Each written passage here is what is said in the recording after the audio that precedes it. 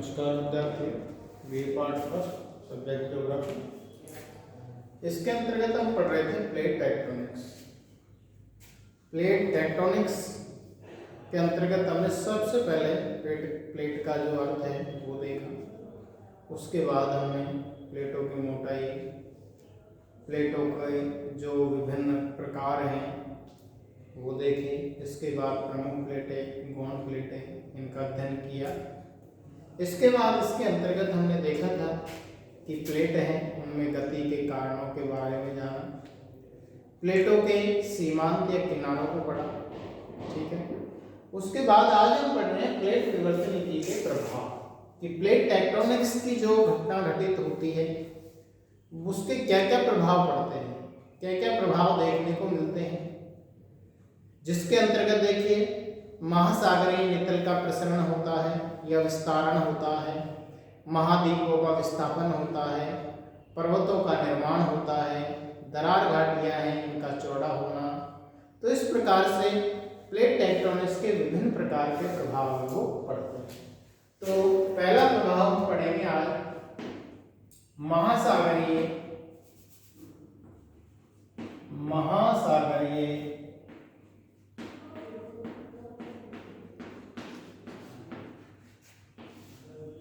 नितल का विस्तार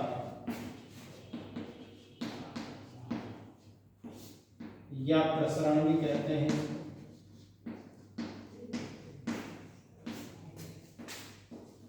sea floor spreading,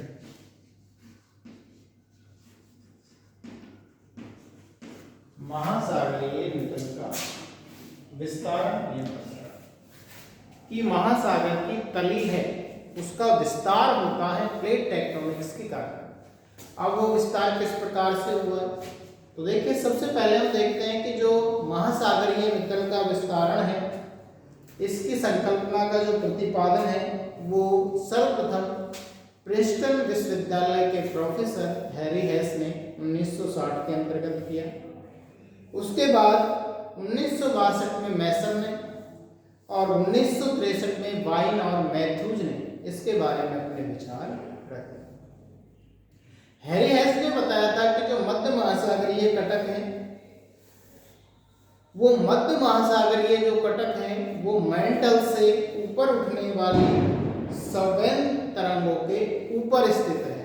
क्या? मध्य महासागरीय कटक किसके ऊपर स्थित है? मैंटल से उठने वाली संवेद तरंगों के ऊपर स्थित है। तो उससे क्या होता है कि इस कटक के सहारे लावा की नई परत का निर्माण होता है। आपने देखा था अपसारी सीमा के अंतर्गत कि किस प्रकार से अपसारी सीमा में पृथ्वी का दो प्लेटें एक दूसरे के विपरीत दिशा में गति करती है। आंतरिक भाग से मैग्मा बाहर आता है और वो दोनों तरफ लावा के रूप में जमा होता रहता है। तो एक नई परत का उससे क्या होता है? निर्माण होता रहता है। यह जो नई निर्मित परत होती है वो कटक के दोनों तरफ जमा होती जाती है और उससे दूर सरकती रहती है। दूर सरकने के कारण महासागरीय जो तली है या नितल है उसका विस्तारण या प्रसरण होता रहता है।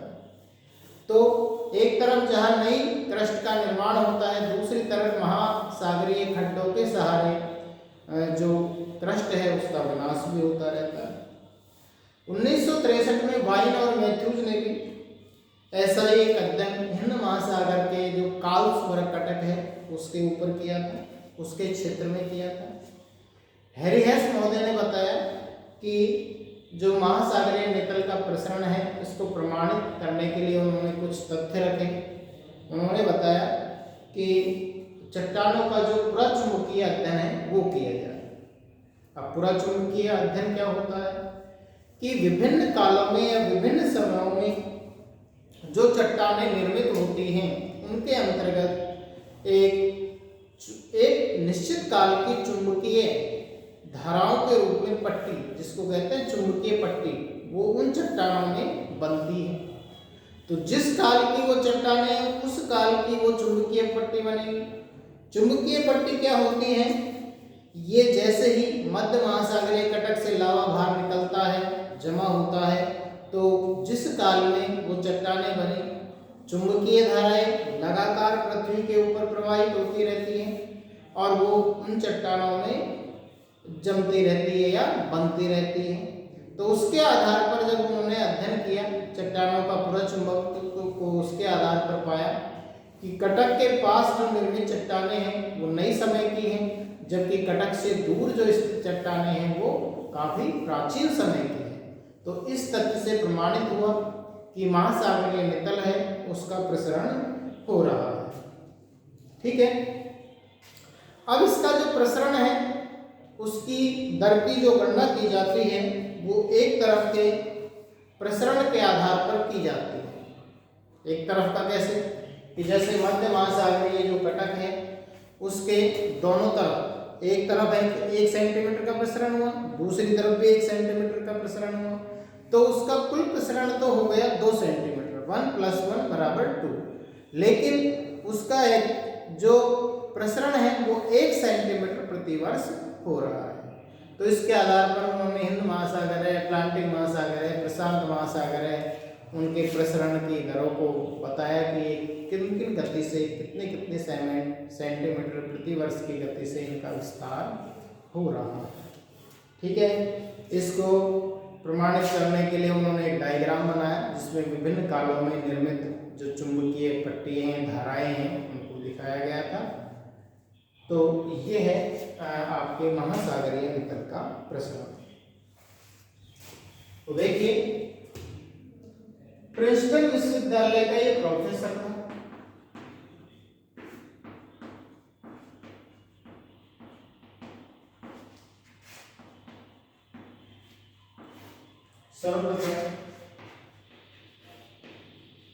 सर्वप्रथम प्रिंसटन विश्वविद्यालय के प्रोफेसर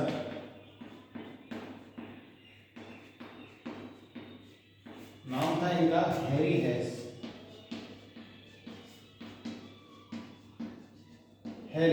इन्होंने 1960 में, ठीक है, 1960 के अंतर्गत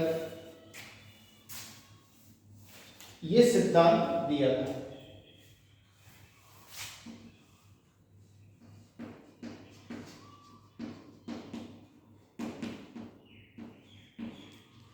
ठीक है, उसके बाद 1962 के अंतर्गत और विद्वान थे, उन्होंने इसके अंतर्गत जो कार्य किया था वो था, जिनमें थे मैसन।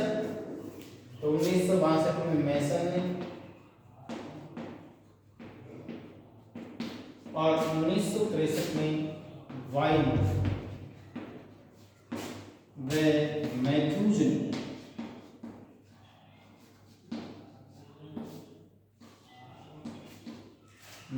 ने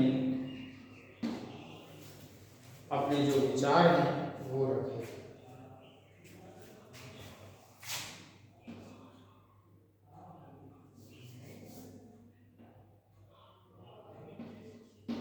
वर्णन किया।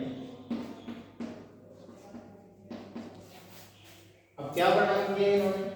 तो देखिए, सबसे पहले प्रिंसटन विश्वविद्यालय का प्रोफेसर हैरियस 1960 में सिद्धांत दिया, 62 में मैसन और 63 में वाइन और मैथ्यूज ने भी इसी से मिलते जुलते अपने विचार है वो रखे थे। हेस ने क्या बताया था? हैरी हेस ने बताया इस सिद्धांत को प्रमाणित करने के लिए, हेस ने बताया कि जो मध्य अटलांटिक कटक है, ये मध्य अटलांटिक कटक, ये कटक मेंटल से ऊपर उठने वाली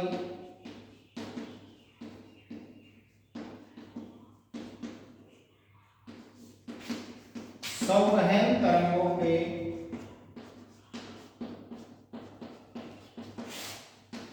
ऊपर स्थित है और मध्य अटलांटिक कटक, कि जो मध्य अटलांटिक कटक है वो मेंटल से जो संवहन तरंगें ऊपर उठती है उसके ऊपर स्थित है। तो ऊपर स्थित होने से क्या होता है कि इस जो कटक है उसके सहारे कटक के सहारे नई लावा भूपर्पटी का क्या होता है, निर्माण होता है। तो इस क्रस्ट के सारे नई भूपर्पटी है वो निर्मित होती है। और ये क्रस्ट या परत है,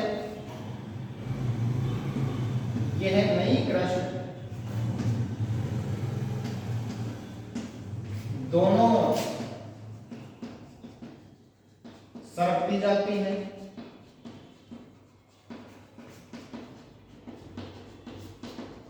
और सरकने से क्या होता है कि इससे महासागर का विस्तार होता है। महासागरीय तली का विस्तार होता है। ये कहा किसने, हैरी हेस ने।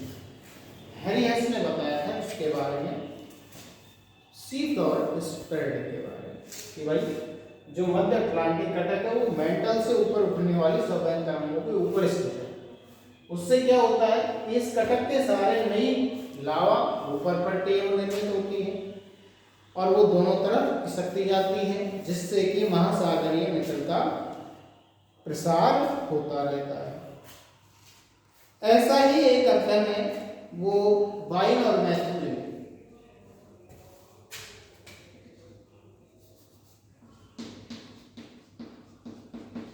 ऐसा अध्ययन 1963 में वाइन व मैथ्यूज ने हिंद महासागर के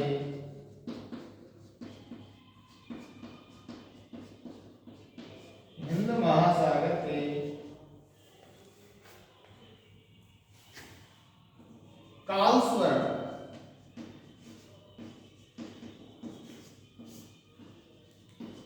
कटक के ऊपर किया है। ठीक है,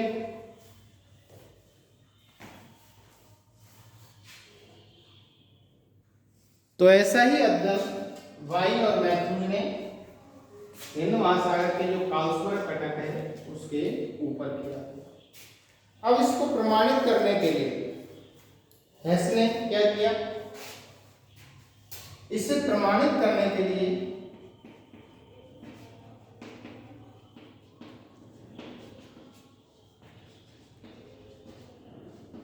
हेस ने पुराचुंबकीय अध्ययन किए और वो पुराचुंबकीय अध्ययन इन्होंने क्या किए थे।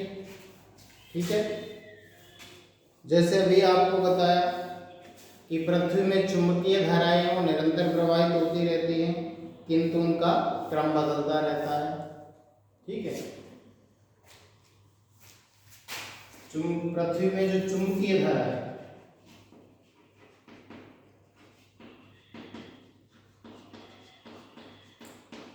निरंतर प्रवाह,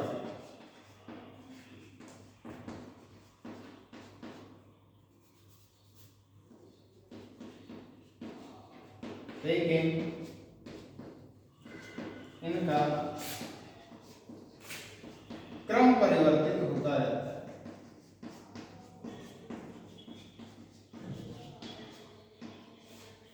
अब क्रम परिवर्तित होता है तो उससे क्या होता है, इसका प्रभाव है वो नई लावा से बनने वाली चट्टानों पर पड़ता है। ठीक है, इसका प्रभाव पड़ता है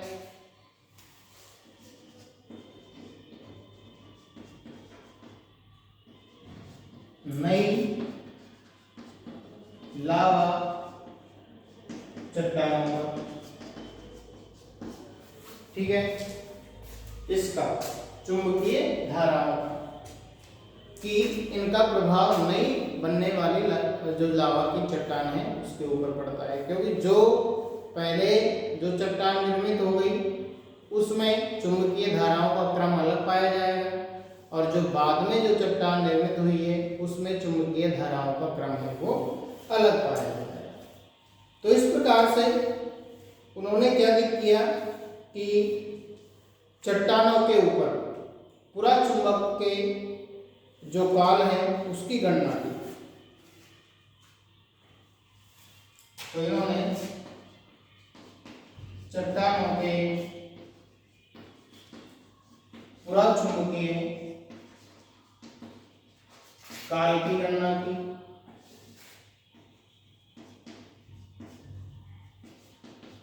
और पूरा चुंबकीय काल की जब गणना की तो इन्होंने पाया कि जो कटक के पास जो चट्टानें हैं, ठीक है, कटक के पास की चट्टानें नई है और उनमें पूरा चुंबक की धारियां हैं वो भी अलग अलग हैं।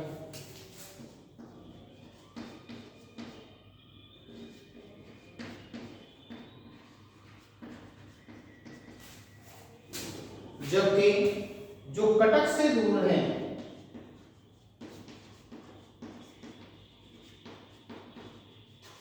तो कटक से दूर की जो चट्टानें हैं वो क्या है, पुरानी हैं और उनकी धारियां हैं वो भी अलग हैं।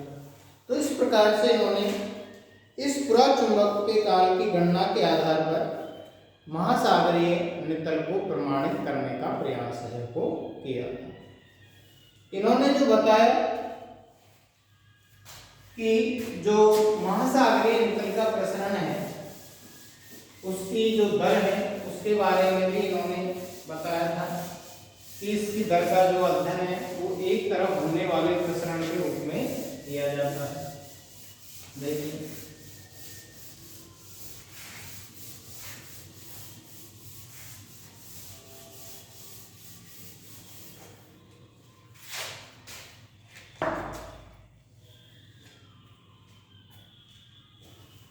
जो तली के विस्तरण की दर है, तली के विस्तारण की दर, तली के विस्तारण की दर को एक और होने वाले प्रसरण के रूप में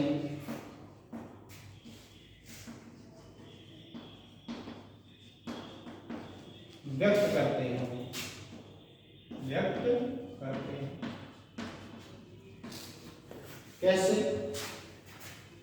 कि जैसे ये आपका मध्य महासागरीय कटक है, इसके इधर भी और इधर भी नई लावा की परत बनी, वो परत बनने के बाद ये कटक कितना फैला, 1 सेंटीमीटर इधर और 1 सेंटीमीटर इधर, यानी कि एक और फैला 1 सेंटीमीटर, लेकिन कुल प्रसरण हो गया 2 सेंटीमीटर। जैसे 1 + 1 = 2, तो कुल प्रसरण तो है 2 सेंटीमीटर प्रति वर्ष, और एक और प्रसरण हो गया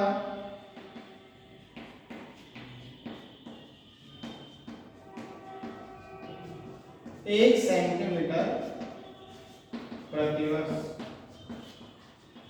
तो इस प्रसरण को व्यक्त किस रूप में किया जाता है, तो एक और की तरफ प्रसरण होता है उसके रूप में इसको व्यक्त किया जाता है कि वह हिंद महासागर है, अटलांटिक महासागर है, इनका विस्तरण किस दर से हो रहा है। तो एक तरफ होने वाले, केवल एक तरफ होने वाले प्रसरण के रूप में व्यक्त किया जाता है। जैसे देखिए नवीन जानकारी जो मिली, नवीन जानकारी के आधार पर मालूम हुआ कि प्रशांत महासागर में, प्रशांत महासागर 6 से 9 सेंटीमीटर प्रति वर्ष प्रसरण होता है इसके अंतर्गत,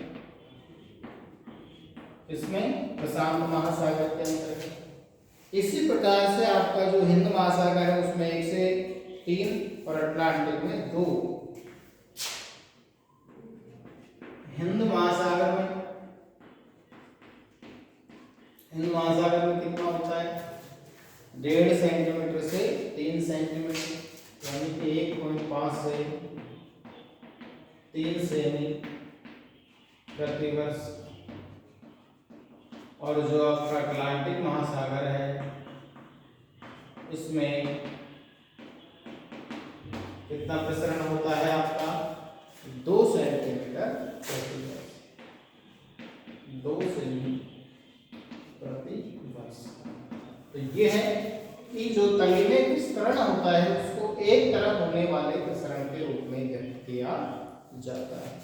अब इसके लिए देखिए, उन्होंने जो पुराचुंबकत्व की धारियां हैं, विभिन्न चरणों में पुराचुंबकत्व की धारियां हैं, उनको अपने एक डायग्राम के द्वारा इन्होंने व्यक्त करने का प्रयास है वो किया है, जिसको हम यहाँ बना दिया है। ठीक है, इसके अंतर्गत हम देखेंगे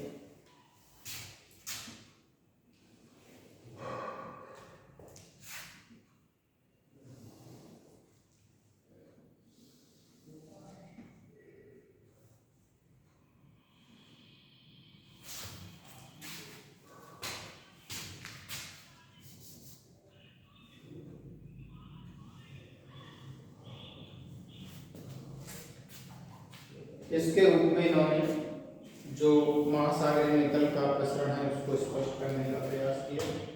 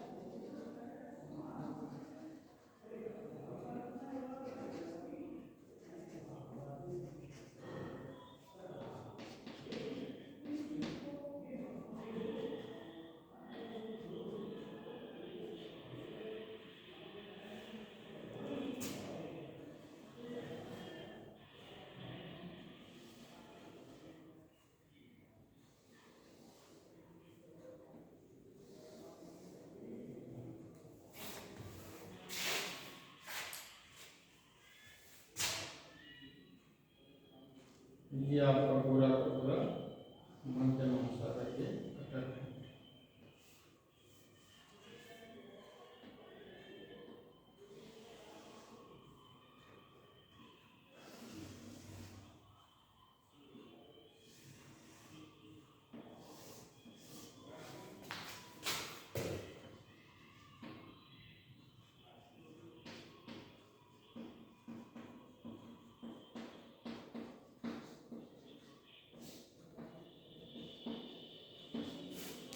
ठीक है, अब इसको इन्होंने जो विभिन्न काल है उसमें निर्मित ये धारियां कौन कौन से समय में निर्मित हुई उसके रूप में इसको लिख दिया।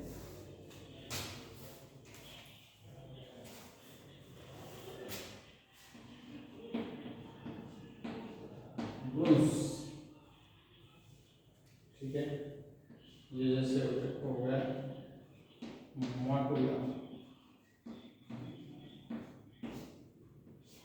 गॉस, और ये हो गया गिलोय।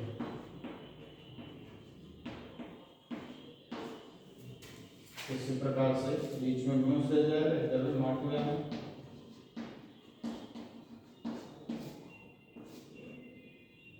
गॉस,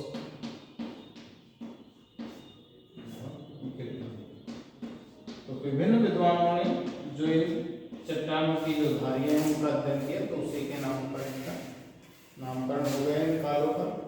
तो ये इस प्रकार से उन्होंने बताया कि जो अलग अलग काल हैं उसमें चट्टानों के ऊपर जो धारियां हैं वो अलग अलग निर्मित होती हैं। जैसे ये मध्य महासागरीय कटक नीचे से आने वाली सवैन तरंगों के ऊपर स्थित है, तो दोनों तरफ क्या होगा, नई भूपर पट्टी का निर्माण होगा, लावा का जमाव होगा, और ये जमा होकर के ये भूपर पट्टी है वो दूर खिसकती जाएगी, जिससे कि महासागरीय नदी का प्रसरण होता है। तो ये विभिन्न चरणों में पूरा चुंबकत्व की धारियां है।